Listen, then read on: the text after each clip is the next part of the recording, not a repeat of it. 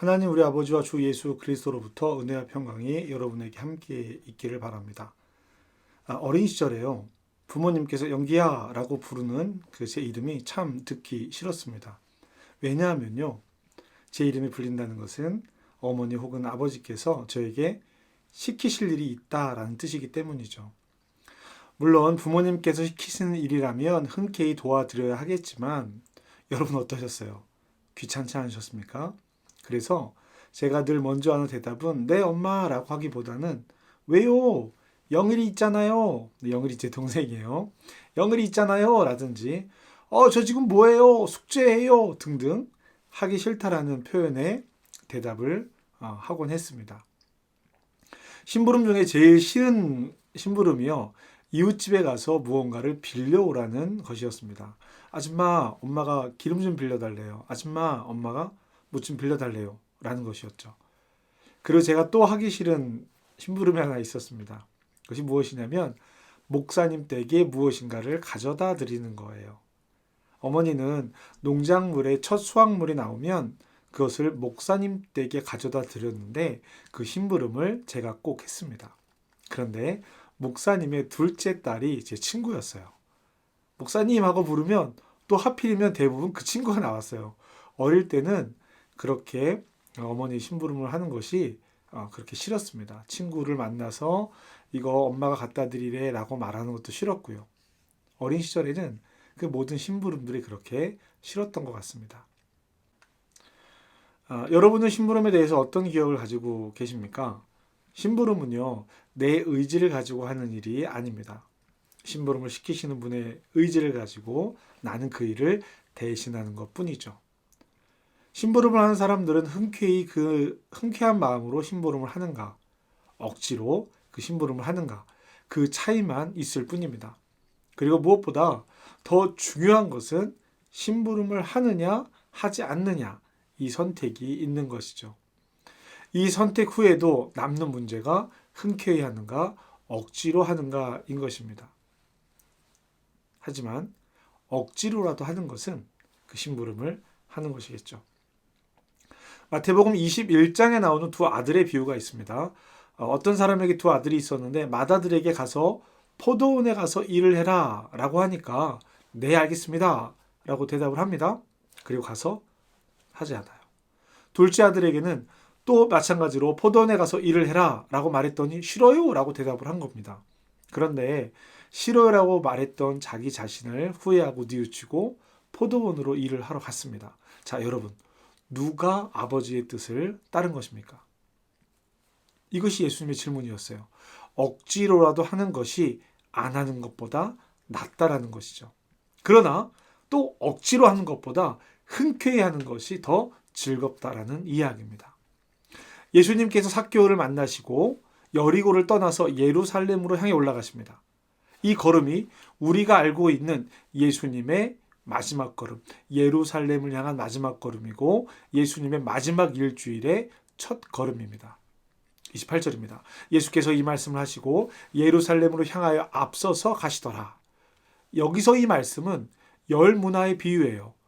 예루살렘에 들어가시기 전에 맡겨둘 돈에 관한 비유를 말씀하십니다. 먼 길을 떠나는 사람이 맡겨두었던 그 이야기를 하는 것이죠. 먼 길은 죽음과 부활의 길을 이야기하고 있는 것입니다.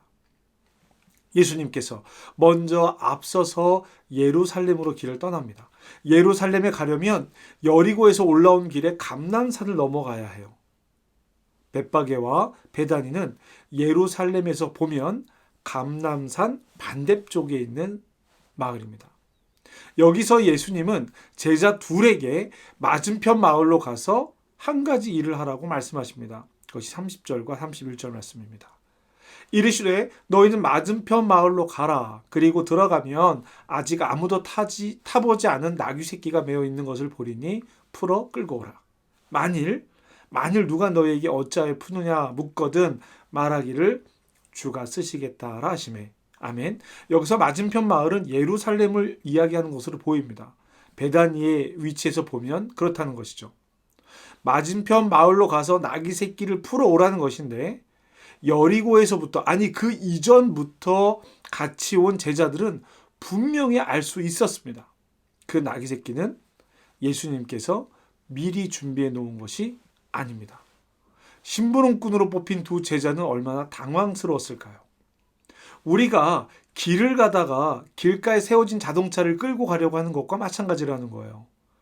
주인이 나와서 뭐 하는 겁니까? 라고 물으니까 주께서 쓰시겠답니다. 라고 말하는 것과 비슷한 상황입니다.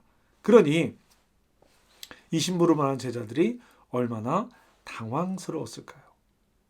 그런데 성경은 당황스러움을 표현하지 않습니다.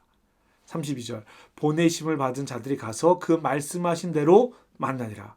그리고 그들은 지체 없이 예수께서 말씀하신 대로 행합니다. 33절입니다. 나귀 새끼를 풉니다. 그때 임자가 이르되 왜 나귀를 푸느냐? 이들이 대답합니다. 주께서 쓰시겠다. 아멘. 여러분, 제자 둘은 묻고 풀지 않았습니다.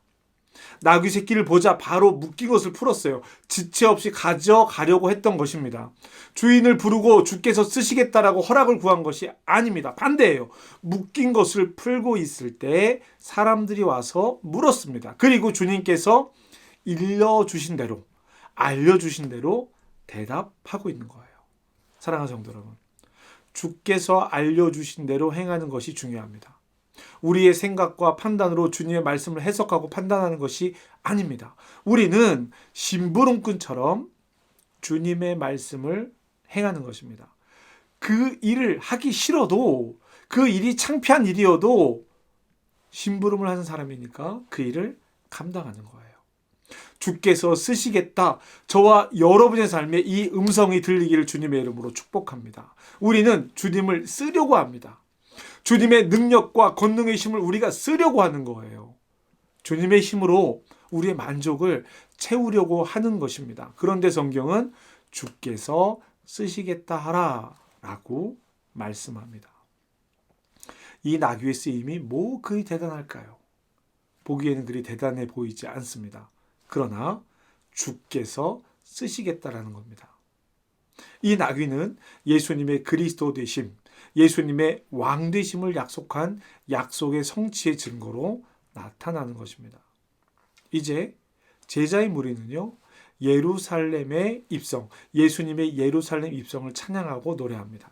기뻐하며 하나님께 큰 소리로 찬양합니다. 38절입니다. 이르되 찬송하리로다. 주의 이름으로 오시는 이여 왕이여 하늘에는 평화여 가장 높은 곳에는 영광이로다. 아멘.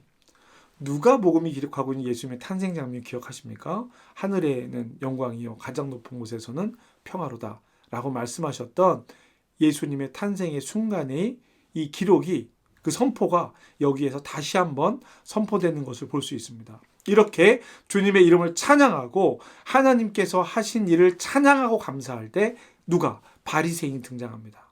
39절인데요. 무리 중 어떤 바리새인들이 말하되 선생이여 당신의 제자들을 책망하소서 하거늘. 아멘. 바리새인들은 알고 있었어요. 지금 이들이 하는 일이 왕을 영접하는 일이라는 것을 알고 있단 말이죠. 바리새인들은요, 예수님을 좋은 선생, 율법 선생으로는 인정할 수 있어도 메시아로 인정하지 못하겠다라는 말을 하고 있는 겁니다. 여러분, 이 말은요, 권면이 아니에요. 협박입니다. 바리새인들이 가진 율법의 권능으로 예수를 벌할 수 있다라는 협박이에요. 그랬더니 예수님은 이 이야기를 듣고 아주 간단히 대답을 하십니다. 40절인데요. 대답하여 이르시되 내가 너에게 말하노니 만일 이 사람들이 침묵하면 돌들이 소리를 지르리라 하시니라. 아멘. 예수님께서 하시는 말씀은요, 예루살렘의 멸망을 말씀하시는 거예요. 이 사람들이 침묵하면, 이 사람들이 나를 받아들이지 않으면 예루살렘이 무너지고 그 터전 위에 돌들만 남게 됩니다. 폐허가 될 예루살렘을 이야기하고 있는 거예요. 사랑하는 성도 여러분, 하나님은요, 우리의 찬양과 우리의 영광이 필요치 않으신 분입니다. 예수님은 제자들이 나귀를 끌고 와서 그 나귀를 타고 예루살렘에 들어가야만 하는 분이 아니에요. 우리가 찬양하지 않는다고 해서, 우리가 높이지 않는다고 해서 하나님이 존귀한 분이 아닌가요? 그렇지 않습니다. 하나님은 우리 때문에 존귀하고 우리 때문에 영광 받으시는 분이 아니에요. 그렇다면 우리는 왜 하나님을 찬양해야 할까요? 그렇다면 우리는 왜 하나님의 말씀에 순종해서 거북스러운 일이라도 행하려고 노력해야 하는 것일까요? 그것 때문에 하나님이 영광 받으시는 것이 아닌데도 말이죠. 말씀에서 보는 것 같이 하나님을 찬양하고 하나님을 높이는 일은 우리를 위한 일이에요. 우리의 찬양으로 하나님이 높임받는 것이 아니라 우리의 찬양으로 우리가 하나님을 만나는 겁니다. 우리가 부르는 하나님의 찬양은 하나님께서 우리에게 주신 선물이라는 거예요. 오늘 말씀에 등장하는 두 사람이 있습니다. 두 부류의 사람이죠. 제자 중에 두 사람이 있습니다. 예수님께서 하신 말씀을 따르는 사람들이에요. 저는 적어도 이 두 사람은 예수님께서 하신 말씀에 순종하는 사람들이라고 생각합니다. 예수님도 그것을 알고 계셨다고 생각해요. 그러니 이 말도 안 되는 일을 하라고 하시는 것이죠. 예수님께서 이 두 사람을 신뢰하지 않았다면 이 두 사람을 보냈겠습니까? 바라기는 저와 여러분이 이렇게 예수님께서 쓰시는 사람이 되기를 바랍니다. 어쩌면 말도 안 되는 일을 하면서도 주님께서 그렇게 하시겠답니다 라고 대답할 수 있는 믿음이 있기를 바라는 것이죠. 그리고 또 한 부류의 사람이 있습니다. 이 두 사람의 말을 듣는 사람이에요. 내 눈앞에서 나에게 어떤 양해도 구하지 않고 주님께서 쓰시겠다라는 말 한마디에 그렇게 나의 것을 내어주는 사람이에요. 저와 여러분이 이 말을 듣고 행할 수 있는 믿음, 주께서 쓰시겠다라고 하는 그 말씀을 듣고 행할 수 있는 믿음과 그 마음이 있기를 주님의 이름으로 축복합니다. 우리는요, 나에게 주어진 것을 아까워합니다. 내 것을 내 것으로만 여겨요. 내 마음이 그렇습니다. 그럼에도 주께서 하시겠다라고 하니 내어주는 그 마음이 우리의 마음이 되기를 바라는 것이죠. 제자들이 기뻐하며 큰 소리로 하나님을 찬양합니다. 왜 그랬을까요? 37절입니다. 이미 감람산 내리막길에 가까이 오심에 제자들의 온 무리가 자기들이 본 모든 능한 일로 인하여 기뻐하며 큰 소리로 하나님을 찬양하며. 아멘. 제자의 온 무리가 모든 능한 일을 자기들이 보았기 때문입니다. 모든 기적을 보았다는 뜻이에요.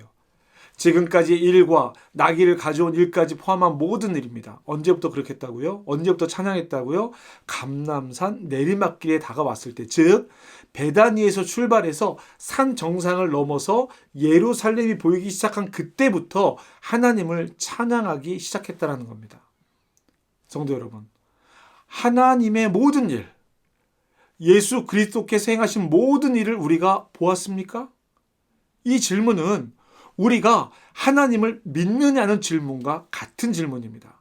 성경에 기록된 하나님께서 이미 행하신 일을 믿고 있는가? 그리고 예수 그리스도를 통해서 우리에게 약속하신 일을 소망으로 품고 있는가? 라는 질문이에요.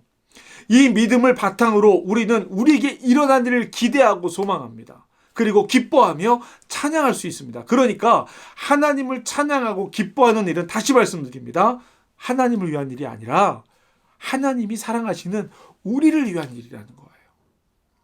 그런데 여기 한 사람이 또 있습니다. 누구요? 바리새인이에요. 그들은 이 찬양을 거절한 사람들입니다. 하나님을 찬양하지 못한 사람들, 예수님을 찬양하지 못한 사람들은 하나님의 사랑을, 하나님의 선물을 거절한 사람들이에요. 나를 사랑하시는 하나님을 찬양합시다. 나를 위해 자기 아들을 십자가의 제물로 드린 하나님을 찬양합시다. 나를 위해 십자가 고난을 받으시고 죽음을 이기신 하나님을 찬양합시다. 우리가 부를 노래, 우리의 노래는요, 나를 향한 하나님의 사랑에 대한 응답입니다. 우리가 인정하지 않으면, 우리가 찬양하지 않으면, 우리가 바라지 않으면 하나님을 향한 찬양은 없다라는 거예요. 하나님을 향한 고백은 없습니다. 우리는 우리의 인정, 우리의 찬양, 우리의 고백 없이도 하나님은 하나님이세요. 그러나 그 고백은 누구도 우리를 대신할 수 없는 나의 고백이고 우리의 고백입니다. 그 누구도 우리를 대신해서 하나님을 찬양할 수 없다라는 거예요. 이 믿음의 바탕 위에 섰을 때 나는 우리가 될 수 있습니다. 제자 둘이 행한 일을 통해서, 나귀를 내준 주인의 행함을 통해서 제자들은 큰 소리로 기뻐 하나님을 찬양할 수 있었습니다. 나로부터 시작하는 이 일이 기쁨이 되지 않을까요? 여러분, 우리 신앙의 기쁨은 여기에 있습니다. 우리 함께 하나님을 찬양합시다. 우리 함께 하나님을 기뻐합시다. 비록 힘겹고 어려운 삶을 지나고 있어도, 광야를 지나고 있어도 우리가 하나님과 함께 기뻐할 수 있는 것은 주님께서 나와 함께 동행하시기 때문입니다. 우리가 부를 노래, 하나님을 기뻐하고 찬양하는 소리가 되기를 주님의 이름으로 축복합니다. 그래서 우리가 오늘 말씀에서 하나님을 찬양하는 사람들처럼, 그리고 그 일을 감당하는 사람들처럼 이 고백 안에, 이 믿음 안에 함께하기를 주님의 이름으로 축복합니다. 기도하시겠습니다. 주께서 쓰시겠다 하시면 사용할 수 있는 내가 되기를 기도합니다. 주님께서 보내시는 심부름이라면 조금은 당황스러운 일이라도 흔쾌히 떠나는 길이 되기를 기도합니다. 우리가 하나님을 기뻐하는 것은, 우리가 하나님을 찬양하는 것은 우리를 위한 일임이 분명한 것을 우리는 알고 있습니다. 어떤 환경에서도 더욱 주님을 기뻐하고 찬양할 수 있게 하여 주시옵소서. 주님을 기뻐하는 우리가 부를 노래는 하나님을 높입니다. 우리가 부를 노래는 결국 우리를 위한 이름을 기억합니다. 주님께서 말씀하시면 나귀를 내주는 믿음을 갖게 하여 주시옵소서. 주님을 기뻐하며 찬양할 수 있는 믿음을 주시옵소서. 예수님의 이름으로 기도합니다. 아멘.